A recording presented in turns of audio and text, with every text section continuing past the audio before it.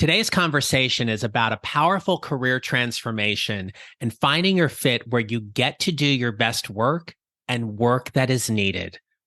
Plus, my guest and I talk about some topics that might be a bit uncomfortable, but let me assure you, they are needed. In this episode, you will meet Dr. Jill Wener. Jill is a board-certified physician, anti-racism educator, conscious health meditation teacher, and EFT tapping instructor. Jill's holistic method of teaching balances science, social justice, and spirituality, and delivers the incredible benefits of this integrated approach. Jill is the co-creator of the CME and SHRM accredited conscious anti-racism training programs with her business partner, Dr. Maisha Claiborne. They have worked with clients both in healthcare and corporate, such as the Georgia Aquarium, Yale University, the American Medical Association, and more. Jill is the host of the Conscious Anti-Racism podcast and the author of the best-selling book, Conscious Anti-Racism with Dr. Claiborne. Jill and I talk about how we build trust, especially as white people working with diverse populations. Plus, we discuss various DEI initiatives and how, as mid-career professionals, you can navigate multiple leadership and career situations with grace, even in the face of knowing you're going to mess up. Let's get started.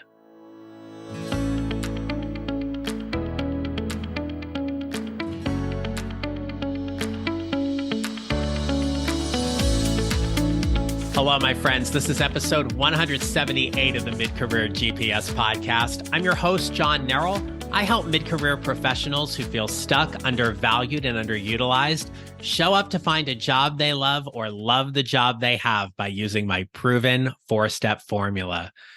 If you're looking for some help navigating your mid-career transition, I've got a free resource to help you.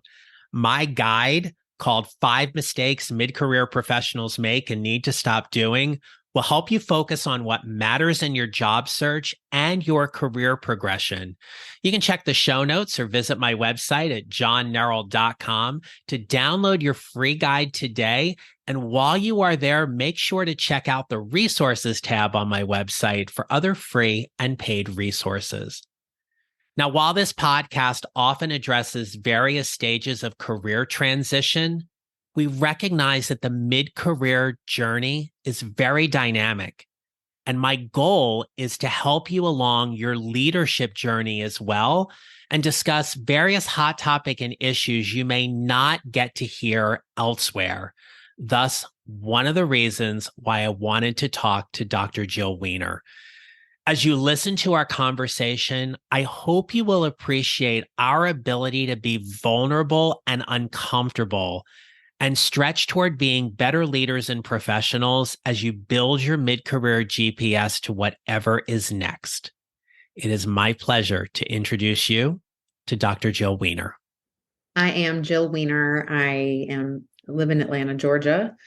Newly married, stepmom of 2, and I'm a formerly practicing physician, and I am now a anti-racism and anti-oppression educator and meditation and tapping specialist. Well, Jill, I'm going to make sure that people know where to follow you and everything because your YouTube channel is incredible. I'll make sure that's all linked up in the show notes and everything, in addition to your podcast and such. But on the Mid-Career GPS podcast, one of the things that unifies us is we all have this mid-career moment. And I'm wondering if you can share with us what yours was. Yeah. Burnout. I was 34. I was 5 years into practicing as a attending physician. So that's for anyone who doesn't know the terminology. That's like, the head. Finished my training, was real doctor, and got really burnt out. And that and several other steps led me to find this meditation practice, which I never ever thought I would want or need. And it was amazing and life-changing, called Vedic meditation. And I started practicing meditation and I was all good. That actually made my burnout better. And then I was pretty happy and successful in my job, but because of the meditation, I was kind of like, ooh, there's something maybe there's something else out there for me. Maybe I'll practice medicine in a different state if my boss recruits me somewhere new. Like I didn't have any paradigm outside of practicing medicine. And then, but I kind of had this like big craving to do something bold. And then I decided to do meditation teacher training, which was 3 months in India. And I talked to my boss about it, and he's like, that's cool. And then I was going to come back and practice medicine and teach meditation. And then I had the opportunity to move to China before I went to my teacher training in India. So I left my job to move to China. Then I went to India for 3 months, decided not to go back to China, decided not to go back to medicine, and started teaching meditation. And that was like my first shift outside of practicing medicine. It's such a fascinating story because it's another example, Jill, about how when we are open to the possibilities and opportunities that can happen in our career, we never know where they're going to take us. Totally. And so you find yourself today doing a lot of work around anti-racism. And we talked a little before the episode too about the whole component about DEI and what that specifically means. But there was something in our pre-conversation that you and I specifically talked about trust. And what I want us to hone in on here is that for the people who are listening, who are leading teams, maybe even for the first time, that are at that manager to senior director, maybe even a VP role, and they hear all the time that you have to build trust. And you shared something with me previously that you said we don't earn trust by existing. And I'm wondering if you can just expand on that a little bit and how you specifically believe leaders and colleagues should be earning others' trust. It's all coming back to me, the conversation. So when I say we, I mean white people, specifically don't earn trust by existing, or we sort of do, but outside of whiteness, we don't earn trust just by existing. So I'll kind of clarify what I mean there. So I'll give an example. So I was a practicing doctor, and then I'm a white woman, for anyone who is, listening, and if that hasn't been made clear. And you get a white coat, and then poof, you get respect. Theoretically, you're behaving yourself and learning and nice and all those things. And then I left medicine and went into teaching meditation. And I was the doctor that became a meditation teacher. And everyone just thought like that was the coolest thing ever. And that gave me instant credibility, trustworthiness, all of these things, because I was a doctor. So I like show up in spaces. I'm white, I'm a doctor, I've made this big career shift. And like, I've been fed this line that like, I deserve that on some level. Now, I went on an allyship training in 2019, and I was talking to, I kind of had my big like white fragility moment. That was mostly in private, but like I had this realization that because I was talking to one of the leaders who's a Black woman, and I'm like, I'd love to teach meditation to people who have a lived identity, a lived experience of racism or some other type of oppression. And I was trying to figure out, like, we're kind of ingrained, like compensation, and do people give something of worth to receive something of value? And I was like talking to her about that, and she's like, I don't even know if anyone would really want to learn from you, because they're not. And she like went on her Facebook group, and she's like, hey, would any of you all be interested in learning meditation from a white woman? And they're like, honestly, no. And I had this realization that like, not only am I not in Black communities, I'm not speaking for all Black people, right? So this is like not at all a blanket statement, or it's not intended to be, but not only do I not automatically get trust, I am automatically like dangerous. And I need to be aware of my identity when I go into spaces that are not all white spaces, or mostly white spaces, as most of the world kind of is, that I need to come into that being fully aware that like people with my skin color have caused a lot of harm, and we're the dangerous ones. And I don't assume that anyone will trust me now. When people come and interview, on my podcast, it's an anti-racism podcast. If I don't know them in advance, I have that whole conversation with them. I haven't earned your trust yet. And we kind of go through a whole thing. So I'll stop there and see where you want to go. Yeah. Well, first of all, I appreciate you sharing all of that, right? Because, as I think pretty much all my listeners know, I am a white gay male, and happen to host this podcast and everything. But my mid-career moment saw me moving my teaching career to an administrative role where I worked in an urban district. And I supervised 21 instructional coaches across 13 middle schools. 19 of those 21 coaches happen to be African American. And here I am, I'm the white guy standing in front of them all. And I'm like, it's going to take some time for you to all trust me. And I remember in that job, Jill, and I don't know if this is similar, different, whatever, but I remember standing in front of them and having a conversation with them at our very first meeting and saying, can we just acknowledge I'm the white guy from central office that has to wear a tie? And they all applauded. It was like nobody had ever grounded that kind of realness with them that I had heard or had experienced. And I remember moving through that job in the 14 months I was there, so worried I was going to screw something up. Right. And so in your background, in your training, how do you help people deal with any kind of internal fear or worry that they might screw up, or they might unintentionally say something, or an implicit bias may come out that isn't intended? How do you help them navigate through that?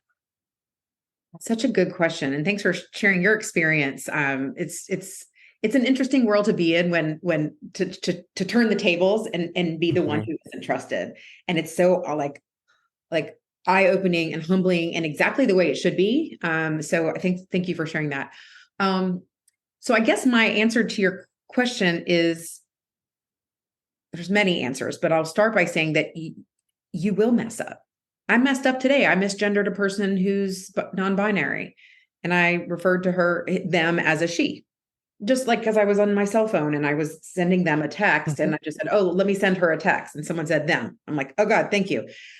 And they know, they know that I'm their ally. And also in that moment, I slipped up. So I apologized and I changed it and whatever else. So I do this work all the time and I mess up. So I think for people to come into this work, so I'll say specifically white people, but anybody coming into this work with people who are of different identities than their own, worried about that, you're going to mess up. And most of the time, if we're coming at that, and we're going to have bias, that's like a scientific fact. We all have bias. People of all identities have bias about everything. So it's not just a white thing to have bias, but if we come into it with a humility of, I know I've got bias, I'm going to do my best to, be as fair and equitable as I can. And when bias comes up, I would love to have created an atmosphere of trust that my people that I work with can be like, no, it's them, to correct me and to welcome that and to know, I felt kind of lousy about it, even though I probably know better and I know I didn't cause harm, but it doesn't feel good. But it's still just, if we're creating an environment and a mindset where we're okay, we're just acknowledging baseline, it's going to happen, then that leaves room for everybody else to show up and be courageous and be vulnerable and learn. But it's not easy to be uncomfortable. And so I think that's one of the things that my partner Maisha and I do in our trainings is kind of teach people how to be uncomfortable, because it's uncomfortable no matter what your identity is. And if we don't come into these conversations and these mission-driven ways to approach our work, and we don't know how to be uncomfortable, it can shut the whole thing down in a second.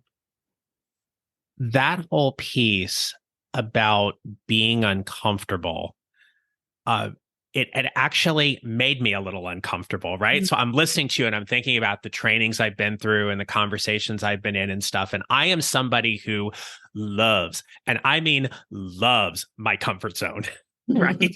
So like even in terms of stretching and things like that, I'm certainly better at it. But being uncomfortable, to your point, is not something that's easy, especially when we are having conversations around race or gender identity or inclusive pronouns. I mean, anything like that where it is so, I was going to use the word foreign, and I'm going to self-edit here because I don't think that's the right word to be using, but it is that part where, okay, I feel like I have to lean into my uncomfortableness in order for me to work through it and grow so I can be a better ally, a better advocate, a better boss, manager, leader, supervisor, whomever that is.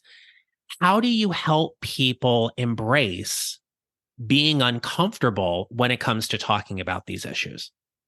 So I think I have like three ways I want to answer that question. First, one of the early people on my podcast was a woman named Crystal McCreary, who is a mindfulness and yoga educator, and she's brilliant.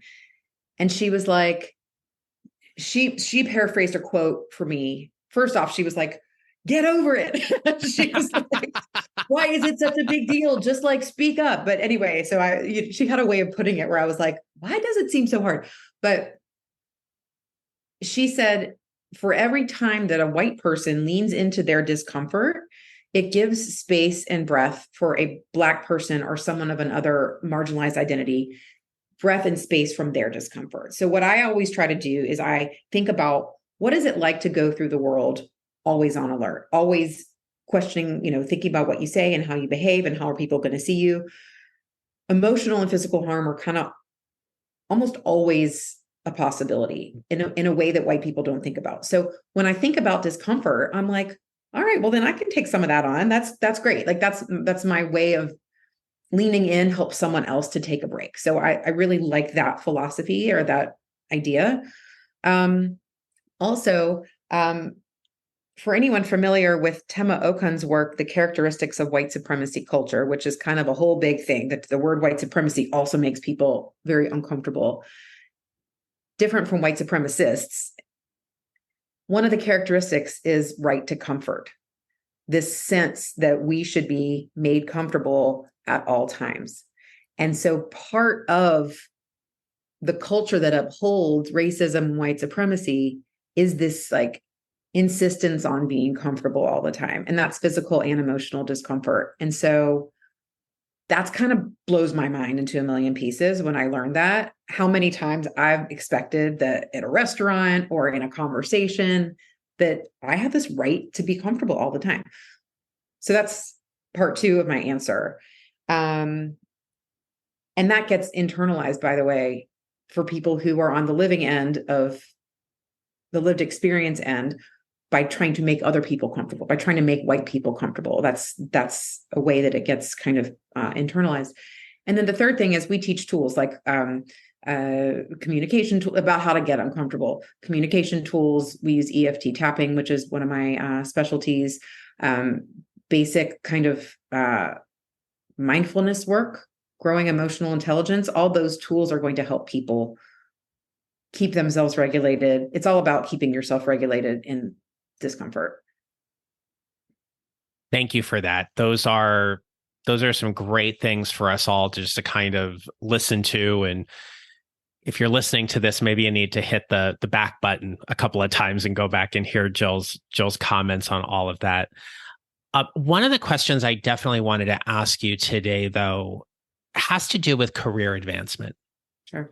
And so when we think about moving from this mid-level tier in an organization, and we think about the opportunities that are available, we think about the visibility and representation of all people across the organization and what that looks like. As I was prepping for our conversation, and there was something we had talked about, and it had to do with the phrase angry Black women. Mm. And I this one is important to me in the sense that I have had the opportunity and have been blessed in the opportunity to work alongside some amazing African American women as leaders who I just absolutely have the utmost respect for. And, you know, I would never think of them as the quote unquote angry Black woman, right? And so when that stereotype is introduced, or it's in the room where promotions are being discussed, and Mhm. I think it's important for us to acknowledge that I don't know that experience. I don't know that experience as a Black woman. But in talking with my friends who are Black women who have shared the biases and the missed opportunities that have happened to them, when those conversations are going on about promotion, can you talk to us a little bit about why stereotypes, be it about quote unquote an angry Black woman or even to um, another person of color or of culture, why is that so hurtful when it comes to career advancement and promotion? And what are some things that I'm just messing up this question? What are some things that they can do to maybe um, counteract some of that they might be facing? You're talking about they white people. Yeah. Okay. Um, it's a great question. And it's one of those things where we kind of have to come back to the basics of like, I have bias. I was raised in a culture that has indoctrinated me with the philosophy that whiteness is somehow better and that Blackness and anything else that is different from white male hetero ableistness Mm-hmm. is different and not as good. Everything, schooling, journalism, the media, everything I see is reinforcing that. So we see pictures. I mean, like you can see pictures of like female athletes, and then you're going to see like Serena Williams. The picture of her is like taking Mm-hmm.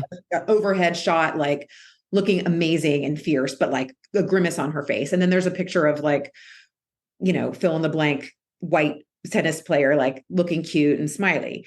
That's the kind of stuff that we see all the time. So there's like, we're constantly inundated. Everybody is, not just white people. Everybody's inundated with these images and concepts.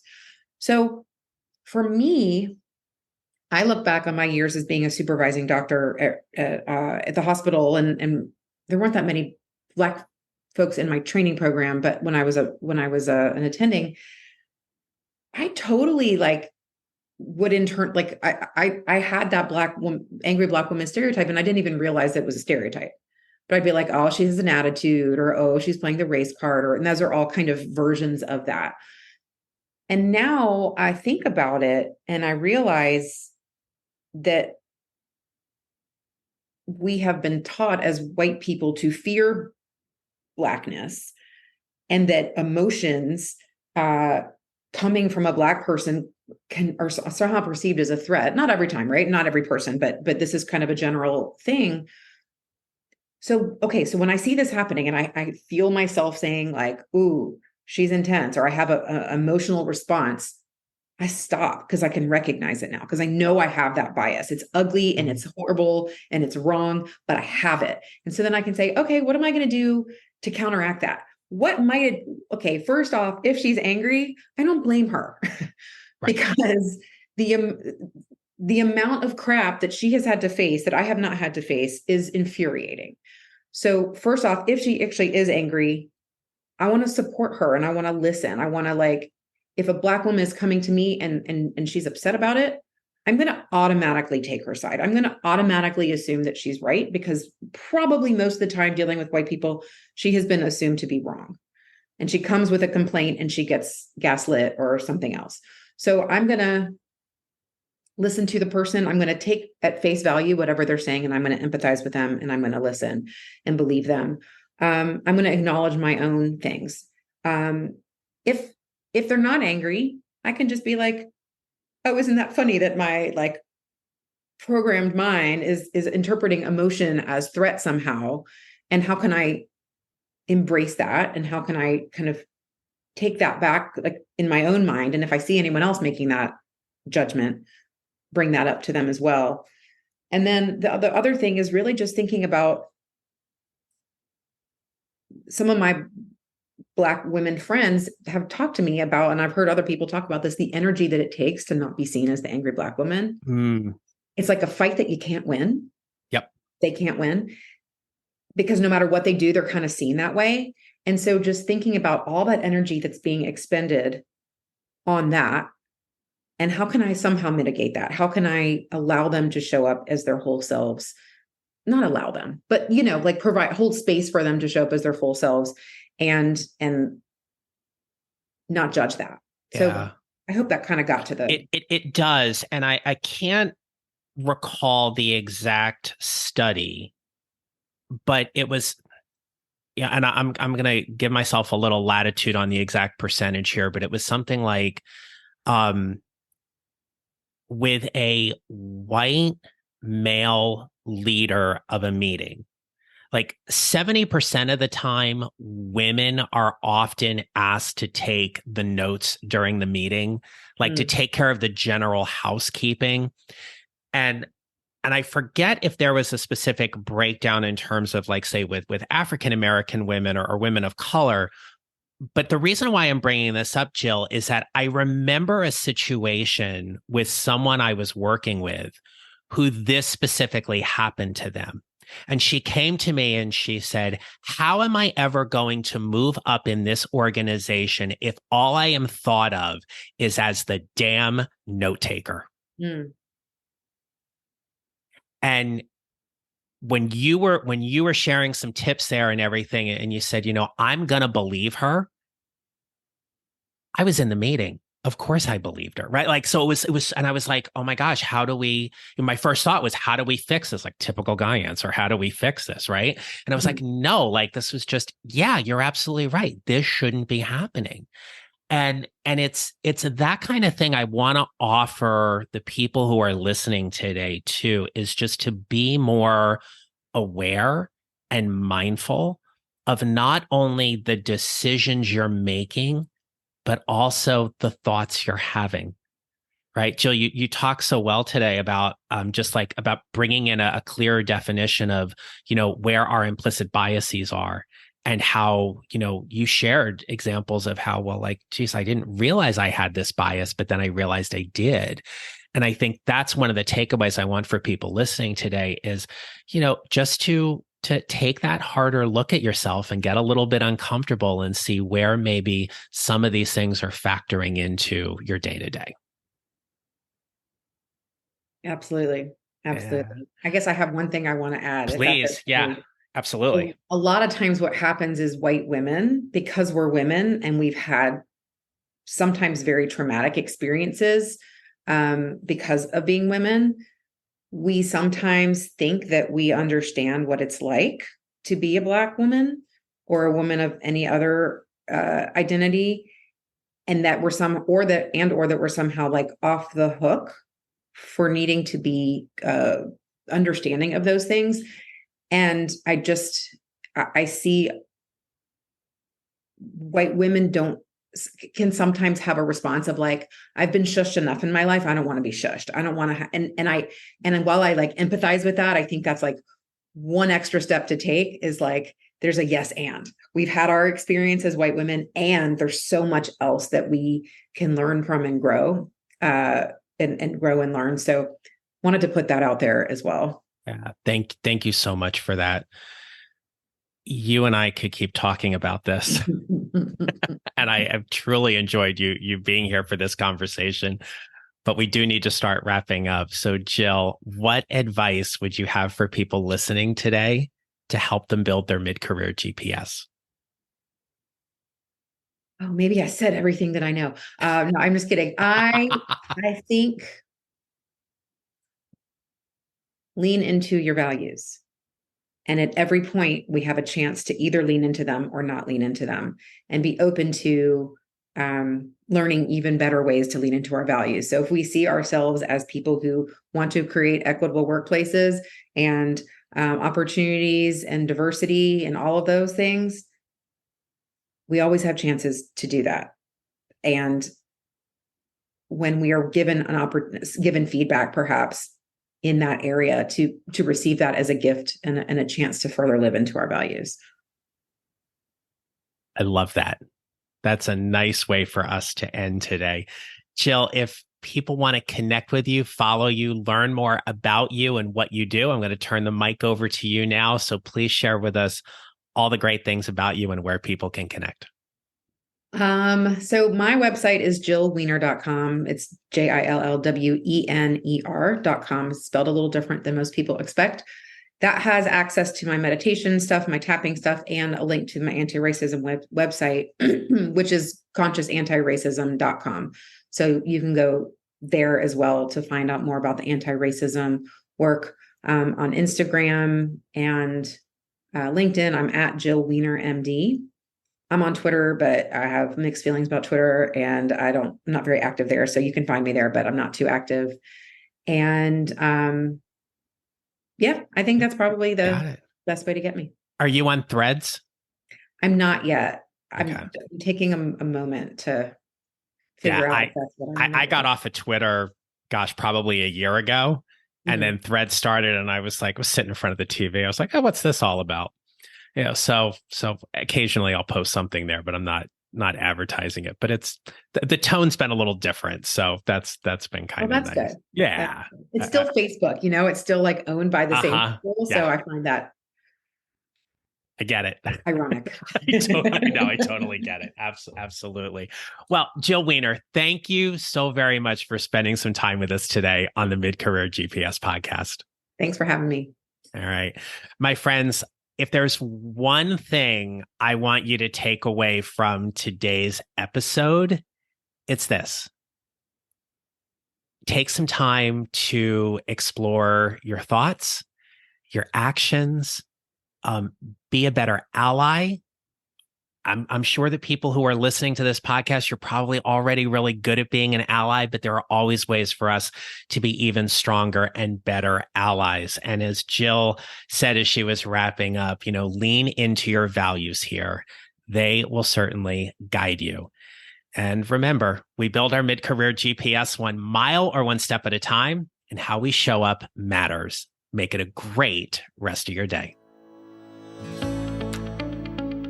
Thank you for listening to the Mid-Career GPS podcast. Make sure to follow on your favorite listening platform. And if you have a moment, I'd love to hear your comments on Apple Podcasts. Visit johnnarrow.com for more information about how I can help you build your mid-career GPS, or how I can help you and your organization with your next workshop or public speaking event. Don't forget to connect with me on LinkedIn and follow me on social at John Narrow Coaching. I look forward to being back with you next week. Until then, take care, and remember, how we show up matters.